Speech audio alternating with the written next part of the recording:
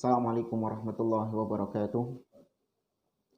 Innal hamdalillah nahmaduhu wa nasta'inuhu wa nastaghfiruh wa na'udzu billahi min shururi anfusina wa min sayyiati a'malina. Man yahdihillahu fala mudilla lahu wa man yudlil fala hadiyalah.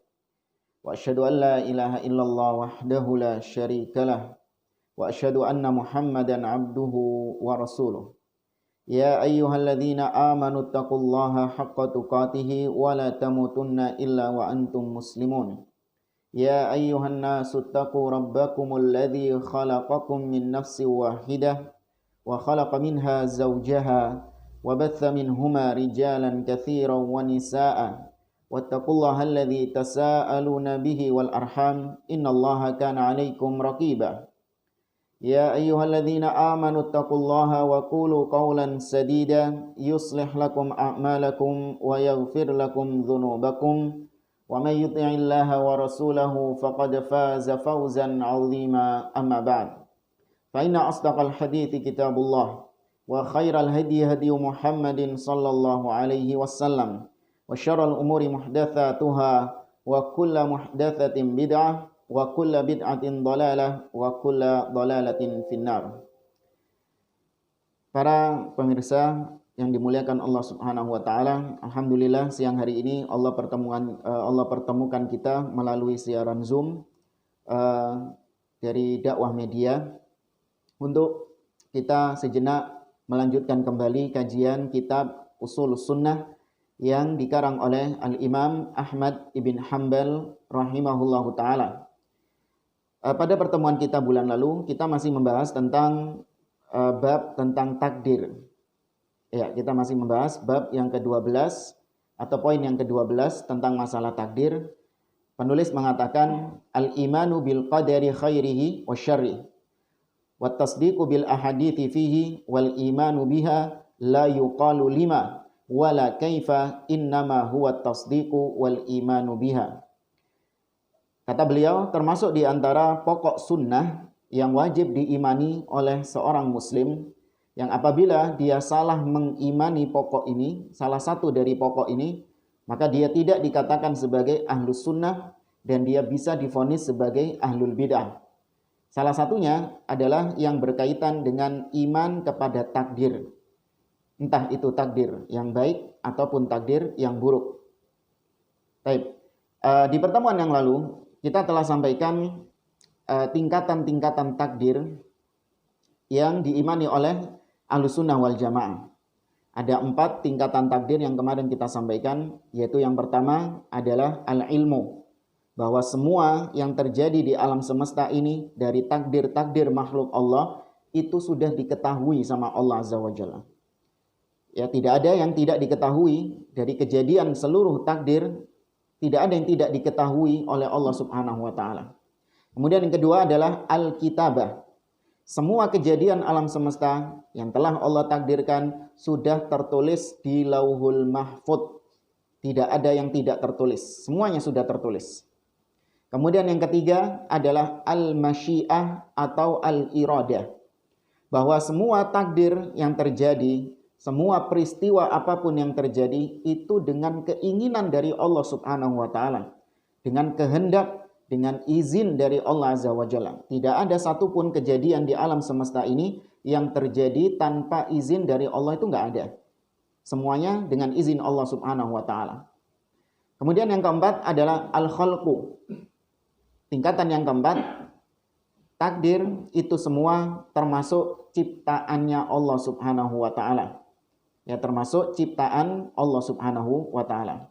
Tapi ini 4 poin ini sudah kita sampaikan pada pertemuan sebelumnya. Sekarang pertemuan siang ini insyaallah kita akan membahas tentang kelompok-kelompok yang menyimpang dari jalan Ahlus Sunnah wal Jamaah dalam masalah takdir. Ya, kelompok yang menyimpang dalam masalah takdir. Kata pensyarah kitab Ushulus Sunnah, yaitu Syekh Abdul Aziz Ar-Rajihi rahimahullahu taala, beliau mengatakan wa bihadza yattadhihu annal qadariyatan nufata ta'ifatan.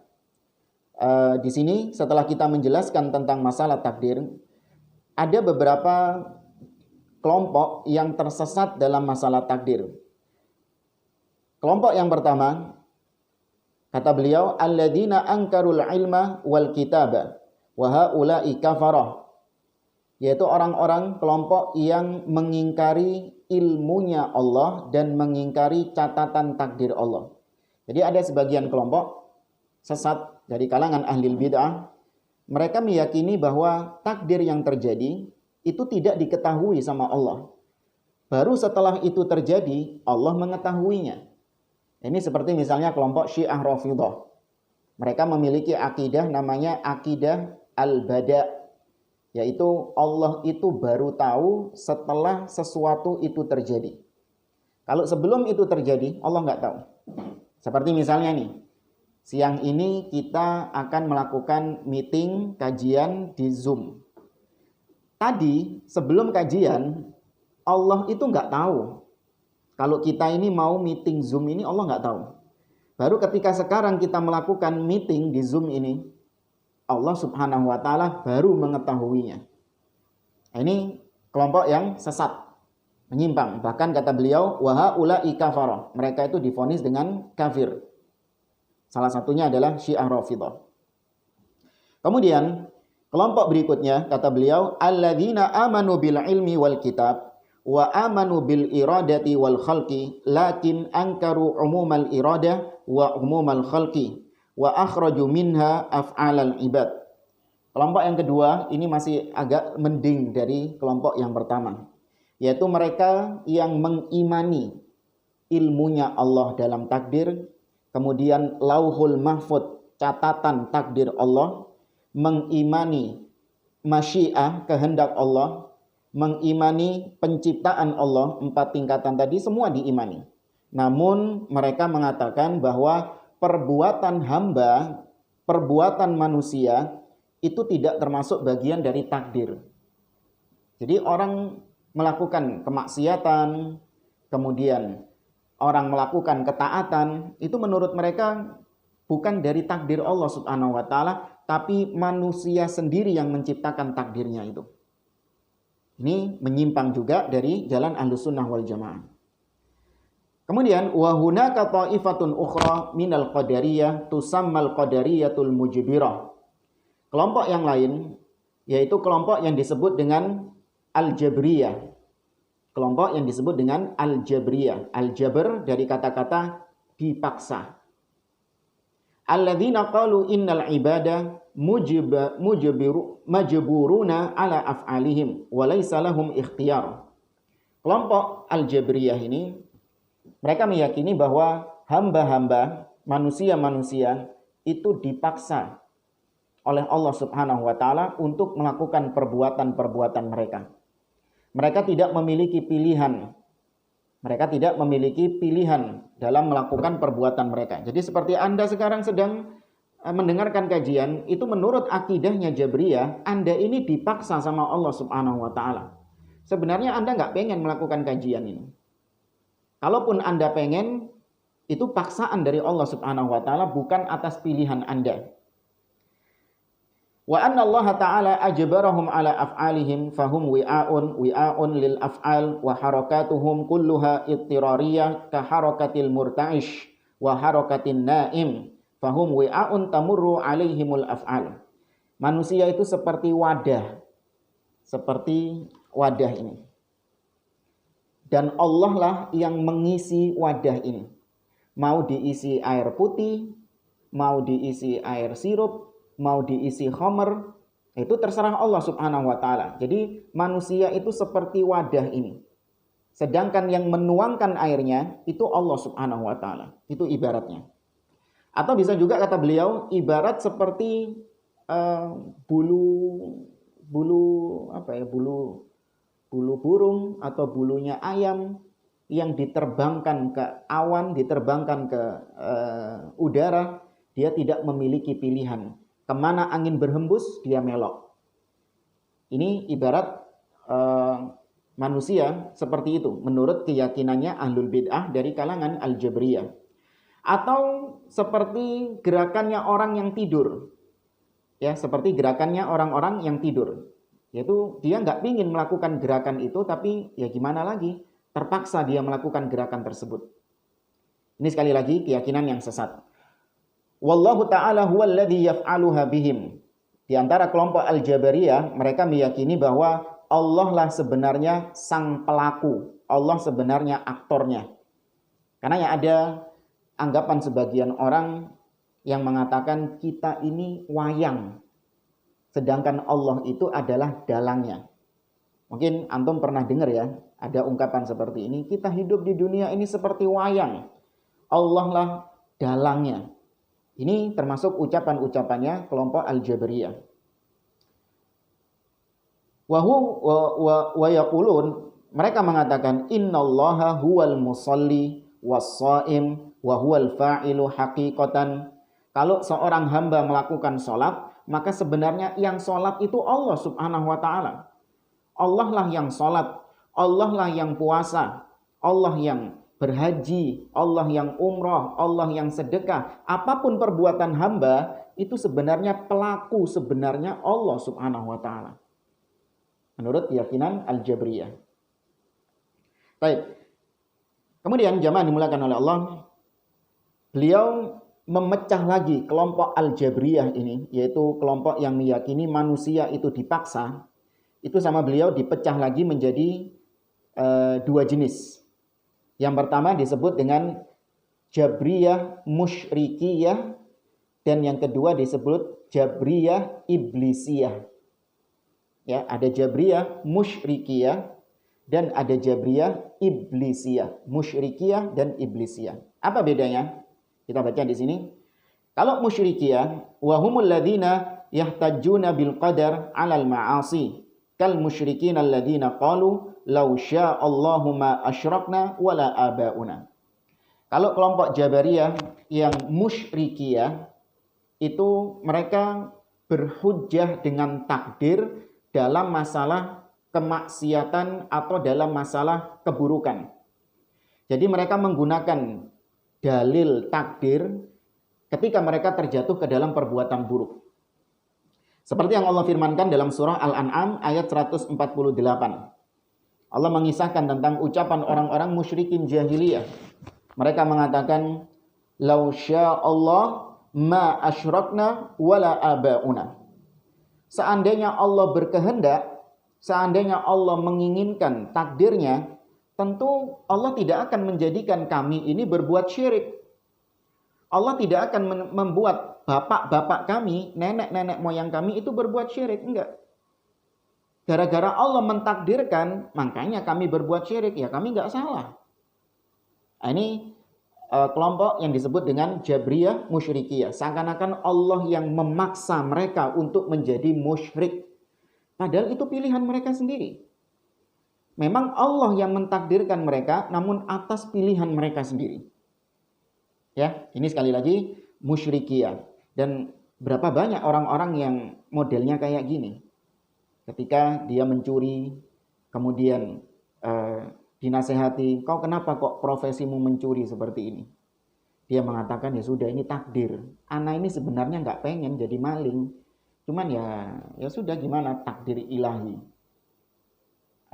Ana juga pernah baca di sebuah media, waktu berapa tahun yang lalu ya, Ibu Wali Kota Surabaya ketika menutup tempat pelacuran, perzinahan di Surabaya itu, ada seorang wartawan media gitu sedang mewawancarai bekas pezina yang ada di tempat perzinahan itu. Ditanya sama wartawannya, "Ibu, emang kenapa kok harus melakoni pekerjaan hina seperti ini, Bu? Apa nggak ada pekerjaan yang lain?" Apa kata ibunya ini? "Ya sudah Mas, gimana lagi? Ya sudah takdirnya saya jadi pelacur seperti ini." Ini ucapannya orang-orang musyrik. Ya, seandainya Allah tidak mentakdirkan kami jadi musyrik, kami nggak jadi musyrik. Ini gara-gara Allah yang mentakdirkan kami jadi musyrik. Baik, itu kelompok yang pertama, Musyrikiyah. Kemudian di antara Jabriyah ada yang sifatnya seperti iblis. Makanya disebut Iblisiyah. Jabriyah Iblisiyah. Alladzina yantasibuna ila iblis. yang mereka ini dinisbatkan kepada iblis. Alladzina yaqulun, orang-orang ini, Jabriyah Iblisiyah ini mengatakan innallaha qaddara kulla syai'in wa arada kulla syai'in lakinnallaha biza'mihim zalim wal iyadu billah ay zalamal ibad. Yang kelompok kedua ini, Jabriyah Iblisiyah, mereka mengatakan iya sih, memang Allah yang mentakdirkan segala sesuatu. Kami meyakini Allah yang menentukan segala sesuatu. Allah yang menghendaki segala sesuatu, kami yakin. Tapi takdirnya Allah ini kok zalim ya. Nah, jadi beda sama musyrik. Kalau musyrik menyalahkan Allah subhanahu wa ta'ala, seakan-akan Allah yang mentakdirkan mereka. Kalau iblis, mereka meyakini Allah yang mentakdirkan, Allah yang mengatur seluruh alam semesta ini. Tapi kok pengaturan Allah ini kok nggak kongruen ya? Kok nggak seimbang ya? Kok zalim ya? Kok berat sebelah ya? Ini kan mirip seperti iblis. Ketika Allah mengatakan kepada iblis, kepada seluruh malaikat, wa idh qulna lil malaikati isjudu li Adam fasajadu illa iblis. Ketika mereka malaikat diperintahkan untuk sujud kepada Adam, mereka semua sujud kepada Adam kecuali iblis. Aba wastakbar. Iblis enggan sujud kepada Adam dan dia sombong. Di dalam surat Al-A'raf, Allah bertanya kepada iblis, kenapa iblis gak mau sujud kepada Adam? Lihat jawabannya iblis. Iblis mengatakan, qala ana khairun minhu, khalaqtani min nar wa khalaqtahu min tin. Ya Allah, aku lebih baik daripada Adam. Kau ciptakan aku dari api, sedangkan Adam kau ciptakan dari tanah.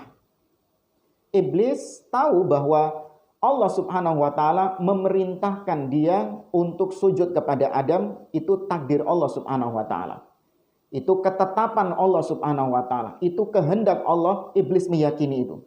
Tapi iblis menolak karena iblis menganggap bahwa kehendak Allah itu zalim bagi dirinya. Enggak pas. Seharusnya Adam yang sujud kepada aku, bukan aku yang sujud kepada Adam. Kalau kita tarik di zaman sekarang, berapa banyak orang-orang yang sifatnya seperti iblis ini. Ketika dihadapkan dengan syariat Allah subhanahu wa ta'ala, dengan perintah Allah, dengan larangan Allah, mereka menganggap perintah dan larangan Allah ini zalim. Seperti laki-laki, suami dibolehkan untuk menikah 4 orang istri. Sedangkan istri nggak boleh menikah dengan 4 orang suami. Mereka mengatakan ini syariat yang nggak benar. Syariat yang zalim. Hukum yang berat sebelah. Wanita mendapatkan setengah waris dari laki-laki. Ini juga menurut sebagian orang ini syariat yang tidak adil, tidak proporsional. Mereka yakin syariatnya datang dari Allah. Tapi mereka menganggap itu bahwa mereka menganggap syariat itu syariat yang zalim, nggak pas menurut anggapan mereka. Maka ini seperti iblis. Ya, ini seperti iblis. Baik. Di sini ada lagi yang ketiga. Kurang berapa menit? 15 menit. Baik. Di sini ada lagi yang ketiga. Di antara kelompok yang menolak takdir, itu ada yang disebut dengan al-majusiyah. Tadi ada musyrikiyah, ada iblisiyah. Nah ini yang ketiga beda lagi namanya al-majusiyah. Nisbat kepada majusi. Apa bedanya dengan dua kelompok sebelumnya? Kalau al-majusiyah ini mereka menganggap, meyakini bahwa Allah itu cuma menciptakan takdir yang baik-baik saja. Sedangkan takdir-takdir yang buruk itu bukan Allah yang menciptakan, tapi makhluk sendiri yang menciptakan itu. Nah, ini seperti keyakinannya orang-orang Majusi. Majusi itu punya dua Tuhan. Tuhan cahaya dan Tuhan kegelapan. Yang baik-baik itu diciptakan oleh Tuhan cahaya. Sedangkan yang buruk-buruk itu diciptakan oleh Tuhan kegelapan, kata orang-orang Majusi. Nah, diadopsi oleh sebagian kaum muslimin dengan mengatakan yang baik-baik itu ciptaan Allah, kalau yang buruk-buruk itu bukan ciptaan Allah. Mereka punya keyakinan seperti ini karena mereka ingin lari supaya mereka itu ingin mensucikan Allah. Mereka ingin lari dari menuduh Allah bahwa Allah itu mentakdirkan yang buruk. Jadi gini, kalau kita mengatakan kesyirikan, kebid'ahan, kemaksiatan, zina, mencuri, merampok, pembunuhan, keburukan-keburukan yang lain, itu siapa yang menciptakan? Kalau kita Ahlus Sunnah terang mengatakan Allah yang menciptakan. Nah, menurut mereka, wah, Allah kok dibilang menciptakan keburukan? Padahal kan Nabi Muhammad SAW pernah mengatakan wasyarru laisa ilaik. Keburukan itu tidak dinisbatkan kepadamu ya Allah. Artinya yang dinisbatkan kepada Allah itu yang baik-baik saja. Yang buruk-buruk gak boleh dinisbatkan kepada Allah Subhanahu wa ta'ala. Nah terus gimana? Kemaksiatan memang Allah yang menciptakan. Maka dijawab oleh Ahlus Sunnah wal Jamaah, Allah menciptakan kesyirikan, menciptakan keburukan itu dengan hikmah yang baik. Ibarat seperti misalnya seorang ketika dia itu minum, ketika dia itu sakit, dia diperintahkan oleh dokter untuk minum puyer. Orang itu tahu puyer itu sesuatu yang pahit rasanya, gak enak di mulut, buruk, sesuatu yang buruk. Tapi dia tahu bahwa di balik puyer itu ada kebaikan yang banyak. Ya, di balik puyer itu ada kebaikan yang banyak, yaitu kesembuhan bagi penyakitnya. Maka kita Ahlus Sunnah wal Jamaah, kita nggak boleh mengatakan Allah itu mensupport iblis. Kenapa? Karena Allah yang menciptakan iblis. Allah yang menghendaki iblis itu untuk menyesatkan manusia. Berarti iblis itu supported by Allah. Enggak. Enggak gitu. Allah tidak ridho dengan perbuatan iblis. Tapi kenapa Allah biarkan, Allah takdirkan iblis mengganggu manusia? Nah ini baru dinisbatkan kepada Allah. Ada hikmahnya. Iblis, kalau enggak ada iblis, maka tidak ada yang bermaksiat. Kalau enggak ada yang bermaksiat, enggak ada yang bertaubat kepada Allah. Padahal Allah itu mencintai orang-orang yang bertaubat. Innallaha yuhibbut tawwabin wa yuhibbul mutatahhirin. Kalau enggak ada iblis, enggak ada orang kafir. Kalau enggak ada orang kafir, enggak ada jihad di jalan Allah Subhanahu wa taala. Padahal Allah mencintai orang-orang yang berjihad di jalan Allah. Allah mengatakan dalam surah As-Saff, "Innallaha yuhibbul ladzina yujahiduna fi sabilihi shaffa." Sesungguhnya Allah mencintai orang-orang yang berjihad di jalannya dalam bersaf-saf. Nah, hikmah dari keburukan itulah yang dinisbatkan kepada Allah. Tapi keburukan yang terjadi itu nggak boleh dinisbatkan kepada Allah. Jadi orang nggak boleh berzina kemudian mengatakan saya berzina itu karena takdir dari Allah Subhanahu wa taala. Nggak boleh dia menyalahkan Allah. Itu terjadi atas keburukan dirinya sendiri. Tapi kenapa Allah kehendaki? Karena Allah menginginkan kebaikan setelah berzina itu. Setelah berzina dia bertobat kepada Allah Subhanahu wa taala.